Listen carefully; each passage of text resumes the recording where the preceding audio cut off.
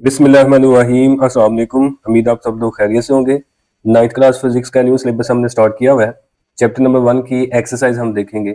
इस लेक्चर में हम एमसीक्यूज प्लस शॉर्ट क्वेश्चंस देखेंगे और ये हम दोनों ही कम्बिनेशंस यानी कि इंग्लिश मीडियम और उर्दू मीडियम दोनों को ही हम डिस्कस करेंगे। तो एमसीक्यूज नंबर 1 है इसमें, the instrument that is most suitable for measuring the thickness of a few sheets of cardboard is a. हम कार्डबोर्ड की चंद शीटों की मोटाई फाइंड करने के लिए यूज करें और वो बेहतरीन रिजल्ट हमें दे। यानी कि आप ऐसा इंस्ट्रूमेंट बताएं जो सूटेबल हो थिकनेस फाइंड करने के लिए कार्डबोर्ड की। तो ऑप्शन नंबर सी इसका करेक्ट ऑप्शन है। वर्नियर कैलिपर जो है ना ये सूटेबल होगा इसके लिए। एमसीक्यूज नंबर 2 है, 1 femtometre is equal to 1 femtometre 10⁻15 metre के इक्वल होता है। तो ऑप्शन बी इसका करेक्ट ऑप्शन आएगा। एमसीक्यूज नंबर 3 है, a light year is a unit of.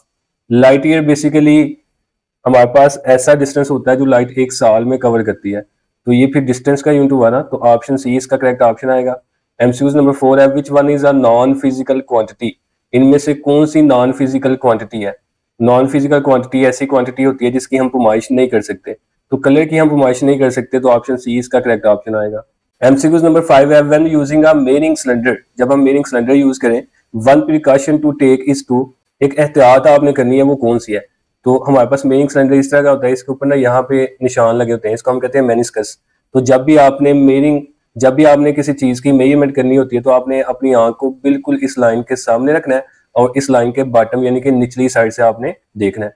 Option D इसका करेक्ट ऑप्शन होगा, position the I in line with the bottom of the meniscus. Meniscus का मतलब ये जो इंडिकेटर यानी कि निशानियां लगी हुई हैं इसको कहते हैं। एमसीक्यूज नंबर 6 है, volume of a water consumed by you per day is estimated इन। कहता है एक दिन में आप जो पानी पीते हैं या इस्तेमाल करते हैं इसका एस्टिमेट, इसका अंदाजा आप किस यूनिट में लगाते हैं। तो हम जो पानी इस्तेमाल करते हैं इसका अंदाजा हम लीटर में लगाते हैं, तो ऑप्शन बी इसका करेक्ट ऑप्शन आएगा। एमसीक्यूज नंबर 7 है, a displacement can is use to measure. कहता है कि डिस्प्लेसमेंट किस चीज को मेजर करने के लिए हम इस्तेमाल करते हैं। तो वॉल्यूम ऑफ अ सॉलिड को मेजर करने के लिए हम डिस्प्लेसमेंट का यूज करते हैं। बेसिकली ये हमारे पास मेजरिंग सिलेंडर है, जब इसके अंदर हम कोई भी सॉलिड रखते हैं तो यहाँ से लिक्विड का जो लेवल है वो पहले से ज्यादा हो जाता है। अब वो लेवल कितना ज्यादा हुआ है, कितने सेंटीमीटर कितने मिलीमीटर, यानी कि डिस्टेंस को हम मेजर करेंगे तो हमारे पास वॉल्यूम ऑफ सॉलिड आ जाएगा। तो ऑप्शन डी इसका करेक्ट ऑप्शन आएगा। एमसीक्यूज नंबर 8 है, two rods with length 12.3 two 1 centimetre and 10.3 centimetre. दो रॉड्स है हमारे पास, एक की लेंथ जो है ना वो 12.3 टू 1 सेंटीमीटर है और दूसरे की जो लेंथ है वो 10.3 सेंटीमीटर है। अब प्लेस साइड बाय साइड, हमने उनको साइड बाय साइड रखा हुआ है। The difference in their length is, आप इनकी लेंथ में डिफरेंस यानी कि फर्क बताना है, यानी कि इन दोनों की लेंथ में कितना फर्क है। तो हम ज्यादा में से कम को माइनस कर देंगे, ज्यादा 12.3 टू 1 है, इसमें से हम माइनस कर देंगे 10.3 को, तो इसका आंसर आ जाएगा 2.021 सेंटीमीटर। तो ऑप्शन डी इसका करेक्ट ऑप्शन आएगा। एमसीक्यूज नंबर 9 है, 4 students measure the diameter of a cylinder. 4 student हैं वो किसी सिलेंडर का डायामीटर मेजर करते हैं with vernier calliper. Vernier calliper की मदद से which of the following reading is correct. आपने बताना इन चारों में से कौन सा ऑप्शन जो है ना करेक्ट होगा। अब वर्नियर कैलिपर का जो लीस्ट काउंट है मिलीमीटर में वो 0.1 मिलीमीटर होता है। अब चूंकि आंसर चारों ही सेंटीमीटर में, तो हम लीस्ट काउंट को भी सेंटीमीटर में कन्वर्ट कर लेंगे। तो लीस्ट काउंट सेंटीमीटर में जब कन्वर्ट करेंगे तो ये आएगा 0.01 सेंटीमीटर। तो सेंटीमीटर में अगर हम लीस्ट काउंट लें तो पॉइंट के बाद 2 हिस्से आ रहे हैं, तो फिर वही आंसर हमारा करेक्ट होगा जिसमें पॉइंट के बाद 2 हिस्से आएंगे। तो ऑप्शन सी इसका करेक्ट ऑप्शन आएगा। अगर आंसर मिलीमीटर में होते तो फिर पॉइंट के बाद एक हिस्सा आना था। एमसीक्यूज नंबर 10 है, which of the following measures are likely to represent the thickness of sheet of this book. कहते हैं नीचे जो ऑप्शन है इनमें से कौन सा ऑप्शन जो है ना ये बुक की जो शीट होती है उसकी थिकनेस को रिप्रेजेंट कर रहा है। तो बेसिकली जो एक शीट है किसी भी बुक की उसकी थिकनेस 0.1 मिलीमीटर होती है। अब आंसर जो ना ये सारे के सारे मीटर में है, तो अगर हम 0.1 मिलीमीटर को मीटर में कन्वर्ट करें तो ये 10⁻⁻4 मीटर बनता है। तो ऑप्शन बी इसका करेक्ट ऑप्शन आएगा। एमसीक्यूज नंबर 11 है, in the vernier callipers 10 smallest division of the vernier scale are equal to the 9 smallest division of the main scale. इसमें कहता है कि जो हमारे पास 10 वर्नियर डिवीजन है यानी कि 10 वर्नियर डिवीजन वो इक्वल है 9 smallest division of the main scale, यानी कि 9 मेन स्केल डिवीजन के, ये उसने कहा हुआ है। If the smallest division of the main scale is half millimetre, और जो हमारे पास मेन स्केल की स्मॉलेस्ट डिवीजन है वो 1/2 मिलीमीटर यानी कि 1 और 2 मिलीमीटर है, और अगर इसको हम कन्वर्ट कर लें पॉइंट की शक्ल में तो ये आ जाएगा 0.5 मिलीमीटर। ये हमारे पास मेन स्केल की स्मॉलेस्ट डिवीजन आ गई। आगे वो कहता है the vernier constant is equal to, vernier constant आपने फाइंड करना है।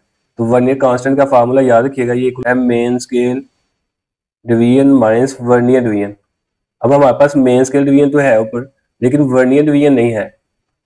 वर्नियर डिवीजन हम यहाँ से निकाल लेंगे, हमने वर्नियर डिवीजन निकालना है तो 10 यहाँ पे मल्टीप्लाई कर रहा है, उधर जाके डिवाइड कर लेगा, तो ये आ जाएगा 9/10। और आगे मेन स्केल डिवीजन है, मेन स्केल डिवीजन की वैल्यू हमारे पास 0.5 है, तो ये यहाँ पे पुट कर दें, इनको मल्टीप्लाई और डिवाइड करें, इसका आंसर हमारे पास आ जाएगा 0.45 मिलीमीटर। ये हमारे पास आ गई वर्नियर डिवीजन। अब हम वैल्यू पुट कर लेंगे, वर्नियर कांस्टेंट निकालना है, तो वर्नियर कांस्टेंट जो है वो इक्वल है main scale division, main scale division 0.5 है माइनस वर्नियर डिवीजन, और वर्नियर डिवीजन हमारे पास 0.45 है, इनको आपस में माइनस करें तो इसका आंसर आ जाएगा 0.05 मिलीमीटर। तो ऑप्शन सी इसका करेक्ट ऑप्शन आएगा, 0.05 मिलीमीटर। तो ये एमसीक्यू थे। उसके बाद हम देख लेते हैं शॉर्ट आंसर क्वेश्चंस एक्सरसाइज वाले। क्वेश्चन नंबर 1 है, can a non physical quantity be measured, if yes then how. कहता है नॉन फिजिकल क्वांटिटी की हम पैमाइश कर सकते हैं, अगर आपका आंसर यस है तो कैसे कर सकते हैं बताएं। तो याद रखिएगा नॉन फिजिकल क्वांटिटी की हम पैमाइश नहीं कर सकते, तो आंसर इसका आएगा no non physical quantities like emotions, जैसे आपकी फीलिंग्स होते हैं, ओपिनियंस एंड आइडियाज या ख्यालात या जो आपके फैसले होते हैं, कैन नॉट बी मेजर्ड, इनकी हम पैमाइश नहीं कर सकते directly because they do not have physical properties, इनकी कोई फिजिकल प्रॉपर्टीज नहीं होती लाइक लेंथ मैस और टाइम, यानी कि इनका कोई यूनिट नहीं होता, इसलिए हम इसकी पैमाइश नहीं कर सकते। तो उर्दू में इसका आंसर आएगा नहीं, गैर मादी मकदारें जैसा कि जज्बात, राय और ख्यालात को बराह रास्त नापा नहीं जा सकता क्योंकि इनकी कोई जिस्मानी खसूसियत नहीं होती जैसे लंबाई, कीमियत या वक्त। तो ये उर्दू मीडियम वाले बच्चों के लिए। क्वेश्चन नंबर 2 है व्हाट इज मेजरमेंट, कहते हैं पैमाइश क्या है, नेम इट्स 2 पार्ट्स, और इसके 2 हिस्सों के नाम लिखें। तो पैमाइश के लिए याद रखिएगा किसी भी अननोन क्वांटिटी का हम कंपैरिजन करते हैं नोन क्वांटिटी के साथ, तो ये हमारे पास पैमाइश आ जाती है। जैसे आपने पढ़ा हुआ है कि हमारे पास अगर कोई तराजू है, उसका जो एक पैन है, पैन में जो पलड़ा है, इसमें हम कोई नोन मैच सकते हैं और दूसरे में हम अननोन रखते हैं, और इनका हम आपस में कंपैरिजन करते हैं यानी कि इक्वल करते हैं। तो जब ये इक्वल आ जाते हैं तो ये दोनों आपस में इक्वल हो जाते हैं, ये हमारे पास पैमाइश करने का तरीका है। ऐसे ही अगर हमारे पास कोई मीटर रॉड है तो हम उसको क्या करेंगे, किसी भी लेंथ के साथ कंपेयर करेंगे तो उसके अकॉर्डिंग हम उसकी लेंथ बता देते हैं। तो आंसर इसका measurement is the comparison of unknown quantity, जो पैमाइश है वो कंपैरिजन है, यानी कि मुवाजना करना होता है किसी अननोन क्वांटिटी का जिसका हमें नहीं पता with the standard known quantity, उसके साथ जिसका हमें पता होता है। और इसके 2 हिस्से हैं, न्यूमेरिकल वैल्यू और यूनिट। जैसे हम कहते हैं कि इसकी लेंथ 5 मीटर है, अब 5 जो इसमें नंबर आ रहा है ये न्यूमेरिकल वैल्यू है और मीटर इसका यूनिट है, या 5 kg लिख दें, 5 नंबर जो है ये न्यूमेरिकल वैल्यू और kg इसका यूनिट है। नीचे उर्दू में हम लिखेंगे पैमाइश एक नामालूम मकदार का एक मरूफ मकदार के साथ मुवाजना है, इसके 2 हिस्से होते हैं, अददी कीमत और साथ इसकी इकाई यानी कि यूनिट आ जाएगा।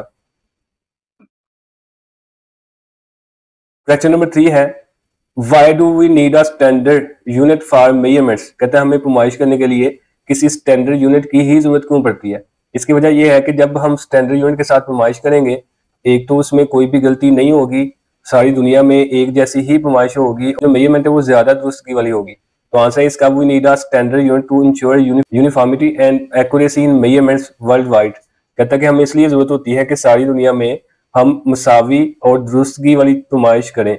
It helps in avoiding confusion, जो हमें कंफ्यूजन से रोकेगी यानी कि गलती से रोकेगी, and allows proper communication of measure quantities, और क्वांटिटीज की हम प्रॉपर मेजरमेंट इसके साथ कर सकते हैं। उर्दू मीडियम में हम लिखेंगे हमें पैमाइश के लिए एक मियारी इकाई की जरूरत होती है ताकि दुनिया भर में पैमाइश यकसा और दुरुस्त हो, ये गलत फहमी से बचाता है, मकदार की दुरुस्त तरसील में मदद देता है। क्वेश्चन नंबर 4 है right the name of 3 base quantities and 3 drive quantities, 3 base quantity के आपने नाम लिखने हैं और 3 ही ड्राइव यानी कि मखूज क्वांटिटी के आपने नाम लिखने हैं। तो इंग्लिश में बेस क्वांटिटी है हमारे पास लेंथ, मैस, टाइम, टेम्परेचर भी आप लिख सकते हैं, आपने बस 3 का नाम लिखना है। और ड्राइव क्वांटिटीज है हमारे पास स्पीड, एरिया और वॉल्यूम, उर्दू में हम ये लिखेंगे। क्वेश्चन नंबर 5 है which SI unit will you use to express the height of your desk, कहता है कि अगर आपने डेस्क की हाइट फाइंड करनी है तो इसके लिए आप कौन सा ऐसा यूनिट यूज करेंगे। तो हाइट के लिए याद रखिएगा, लेंथ हो हमारे पास, विड्थ हो या फिर हाइट हो या डिस्टेंस हो, इन सब का जो यूनिट है वो हमारे पास मीटर होता है। तो इसलिए ऐसा यूनिट इसमें हम मीटर यूज करेंगे, उर्दू में भी हम इसको मीटर ही लिखेंगे। क्वेश्चन नंबर 6 है right the name and symbols of all SI base unit. कहता है तमाम के तमाम जो बेस यूनिट्स है आपके पास, आपने उनके नाम भी लिखने हैं और साथ उनके सिंबल भी लिखने हैं। तो सबसे पहले हमने यहाँ पे ये क्वांटिटी लिखी हुई है, बेस क्वांटिटी लेंथ है और इसका यूनिट जो ना वो मीटर होता है, ये इसका नाम है और इसका सिंबल एम है। सिंबल का मतलब है कि आपने शॉर्ट फॉर्म में लिखना है, तो शॉर्ट फॉर्म को हम सिंबल कहेंगे यहाँ पे। मैस, ये बेस क्वांटिटी है, इसका यूनिट किलोग्राम और इसका सिंबल जो है वो केजी होता है। टाइम का यूनिट सेकंड और इसका सिंबल एस होता है। इलेक्ट्रिक करंट का यूनिट एम्पेयर और इसका सिंबल ए होता है। टेम्परेचर का यूनिट जो है वो केल्विन और इसका सिंबल जो है वो के होता है। ल्यूमिनस इंटेंसिटी का यूनिट कैंडेला और इसको हम सीडी से रिप्रेजेंट करते हैं। अमाउंट ऑफ सब्सटेंस का यूनिट मोल और इसको हम मोल यानी कि ई की कमी करेंगे इससे रिप्रेजेंट करते हैं। अब नीचे जो ना उर्दू मीडियम वाले बच्चों के लिए लिखा हुआ है, इसको आप पढ़ लीजिएगा कि लंबाई का यूनिट मीटर है, वक्त का सेकंड है, साथ इनके सिंबल भी लिखे हुए हैं। क्वेश्चन नंबर 7 है व्हाई प्रीफिक्स इज यूज्ड। पहले वो कहता है प्रीफिक्स को हम यूज क्यों करते हैं। तो याद रखिएगा प्रीफिक्स को हम बहुत बड़ी वैल्यू या बहुत छोटी वैल्यू को आसानी के साथ लिखने के लिए हम इसका यूज करते हैं। आंसर लिखा हुआ है prefixes are used to express very large or very small quantities in a convenient way. बहुत बड़ी वैल्यू बहुत छोटी वैल्यू को हम आसानी के साथ लिख सकते हैं, इसलिए हम प्रीफिक्सेस का यूज करते हैं। उसके बाद कहता है नेम 3 सब मल्टीपल्स। सब मल्टीपल का मतलब 10 रेज़ पावर नेगेटिव होगी एंड 3 मल्टीपल का मतलब 10 रेज़ पावर पॉजिटिव होगी। प्रीफिक्सेस विद देयर सिंबल्स, कहता है कि आपने 3 सब मल्टीपल और 3 जो है ना वो मल्टीपल प्रीफिक्सेस लिखनी है, साथ इनके सिंबल भी लिखने हैं। तो नीचे आंसर हम चेक कर लेते हैं। सबसे पहले मल्टीपल, तो इसमें 10 रेज़ पावर जो है पॉजिटिव आएगी, किलो को हम 10 रेज़ पावर 3 और इसका सिंबल जो है के है। मेगा को हम एम से रिप्रेजेंट करते हैं, 10 रेज़ पावर 6 के इक्वल होता है। गीगा को हम जी से रिप्रेजेंट करते हैं और 10 रेज़ पावर 9 के इक्वल होता है। नीचे सब मल्टीपल्स हैं यानी कि 10 रेज़ पावर नेगेटिव होगी। मिली को हम एम से रिप्रेजेंट करते हैं और इसको हम 10 रेज़ पावर -3 लिखते हैं। माइक्रो को हम म्यू से रिप्रेजेंट करते हैं और ये 10 रेज़ पावर -6 के इक्वल होता है। नैनो को हम एन से रिप्रेजेंट करते हैं और ये 10 रेज़ पावर -9 के इक्वल होता है।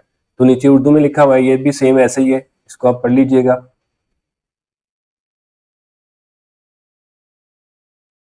क्वेश्चन नंबर 8 है व्हाट इज मीन्ड बाय, कहता है इसका क्या मतलब है 5 pm का। 5 जो ना ये नंबर है, p का मतलब यहाँ पे पिको, m का मतलब मीटर है। तो इसको हम लिख सकते हैं 5 इंटू पिको का मतलब 10 रेज़ पावर -12। ये हमारे पास प्रीफिक्स है पिको और मीटर आगे ऐसे आ गया। आगे 15 नैनो सेकंड है, तो n का मतलब यहाँ पे नैनो, s का मतलब सेकंड है और नैनो जो ना 10 रेज़ पावर -9 के इक्वल होता है। उसके बाद 6 माइक्रो सेकंड, माइक्रो प्रीफिक्स है और ये 10 रेज़ पावर -6 के इक्वल होता है। इसको हम ऐसे लिखेंगे। नीचे है 5 fs, f का मतलब यहाँ पे फेम्टो सेकंड और यहाँ पे 10 रेज़ पावर -15 सेकंड आ जाएगा। तो फिर आगे आपने ऐसे ही, ये पिकोमीटर है तो इसको हम 10 रेज़ पावर -12, इसको 10 रेज़ पावर -9, इसको 10 रेज़ पावर -6, इसको 10 रेज़ पावर -15, ये जैसे ऊपर लिखा हुआ है वैसे आप उर्दू में इसको लिख लीजिएगा। क्वेश्चन नंबर 9 है for what purpose of vernier calliper is use. Part A में उसने पूछा कि वर्नियर कैलिपर को हम किस मकसद के लिए यूज करते हैं। पार्ट बी में से पूछा हुआ है नेम इट्स 2 मेन पार्ट्स, इसके 2 मेन पार्ट्स के नाम लिखें। और पार्ट सी में से पूछा हुआ है how is the least count found, इसका लीस्ट काउंट हम कैसे फाइंड कर सकते हैं। पार्ट डी में से पूछा हुआ what is mean by zero error, zero error का क्या मतलब है ये आपने बताना है। तो आंसर में पहले पार्ट का आंसर है use for measuring internal external diameter and depth, कि वर्नियर कैलिपर का यूज हम अंदरूनी बैरूनी और गहराई फाइंड करने के लिए यूज करते हैं। उसके बाद पार्ट बी में था कि इसके 2 पार्ट्स के नाम लिखे मेन। तो 2 मेन पार्ट्स हैं, एक हमारे पास मेन स्केल होता है, दूसरा वर्नियर स्केल होता है। मेन स्केल फिक्स होता है, वर्नियर स्केल जो ना मूवेबल होता है। तो सी में था कि हम लीस्ट काउंट कैसे फाइंड कर सकते हैं, लीस्ट काउंट कहता है इक्वल होता है डिफरेंस बिटवीन स्केल्स के। और डी में था कि जीरो एरर क्या होता है। तो जीरो एरर के लिए हम लिखेंगे रीडिंग व्हेन जॉर्स क्लोज, कि दोनों जबड़ों को आपने बंद करना होता है इस तरह करके, फिर इनकी रीडिंग को आपने नोट करना है क्या इनके जीरो एक दूसरे के सामने आ रहे हैं कि नहीं आ रहे। अगर नहीं आ रहे तो इसमें जीरो एरर होगा। तो ये चारों आंसर थे इसके इंग्लिश में, नीचे उर्दू मीडियम वाले बच्चों के लिए है। ये आप पढ़ लीजिएगा कतर व गहराई नापने के लिए। उसके बाद मरकजी स्केल, वर्नियर स्केल, दोनों स्केल के फर्क, ये उसने आंसर लिखे हुए हैं। जबड़े बंद हो तब भी रीडिंग हो, तो ये जीरो एरर के लिए इसका आंसर था। क्वेश्चन नंबर 10 है state least count and vernier scale reading है show in the figure and hence find the length. आपने जो है लेंथ फाइंड करनी है, ये आपको एक डायग्राम दिखाई गई है। इसमें सबसे पहले आपने ये फाइंड करना होता है कि मेन स्केल और वर्नियर स्केल की कौन सी लाइंस आपस में मिल रही हैं। तो यहाँ पे हम लेट करेंगे कि जो वर्नियर स्केल की हमारे पास लाइन मिल रही है वो फर्स्ट वाली लाइन मिल रही है, यानी कि पहली लाइन मिल रही है, और इसकी जो लेंथ है हमारे पास वो 6 सेंटीमीटर, हम ऐसे लिख लेंगे प्लस, उसके बाद जो लाइन इसकी आमने सामने आ रही है वो पहली है, इसको हम इसके लीस्ट काउंट के साथ मल्टीप्लाई कर देंगे। इसका लीस्ट काउंट 0.01 सेंटीमीटर होता है, इसको मल्टीप्लाई करें। मल्टीप्लाई करने के बाद इसका जो आंसर है हमारे पास वो 6.01 सेंटीमीटर आएगा, तो ये इसका आंसर होगा। तो इंग्लिश में हम लिखेंगे assuming first vernier division match and least count 0.01 centimetre. For example अगर आपकी फर्स्ट जो है ना वो मैच नहीं करती, सेकंड मैच करती है, तो आप 1 की जगह यहाँ पे 2 लिख देंगे। अगर थर्ड वाली मैच करिए तो आप यहाँ पे 3 लिख देंगे। तो उर्दू में भी हम ये लिखेंगे, अगर पहला निशान बराबर हो, लीस्ट काउंट 0.01 हो, तो लंबाई जो है ना वो ये बनती है। लास्ट वाला क्वेश्चन है question number 11, which reading out of A B and C. ये रीडिंग दी हुई है, एक हमारे पास ए है, एक बी है और एक सी है। Shows the correct length and why. इनमें से कौन सी जो है करेक्ट लेंथ हमें बताएगी और क्यों बताएगी, ये आपने बताना है। अब यहाँ पे ये मेन स्केल है और ये इमेजिन कर ले हमारे पास जो है वर्नियर स्केल है। अप्रोक्सीमेटली इनका जीरो बिल्कुल आमने सामने है। जब इनका जीरो बिल्कुल आमने सामने होगा तो यहाँ पे बिल्कुल जो स्ट्रेट लाइन है हमारे पास लेंथ उसकी एक्यूरेट होगी, वो हमारे पास बी वाला ऑप्शन है। तो आंसर इसका हम पढ़ लेते हैं, reading B because zero align exactly at 6 centimetre. हमारे पास रीडिंग बी जो है ना वो करेक्ट होगी क्योंकि सिफर का निशान बिल्कुल 6 पर है। तो ये हमारे पास शॉर्ट क्वेश्चन थे। नेक्स्ट लेक्चर में हम न्यूमेरिकल करेंगे। उम्मीद है आपको समझ आई होगी। अल्लाह हाफिज।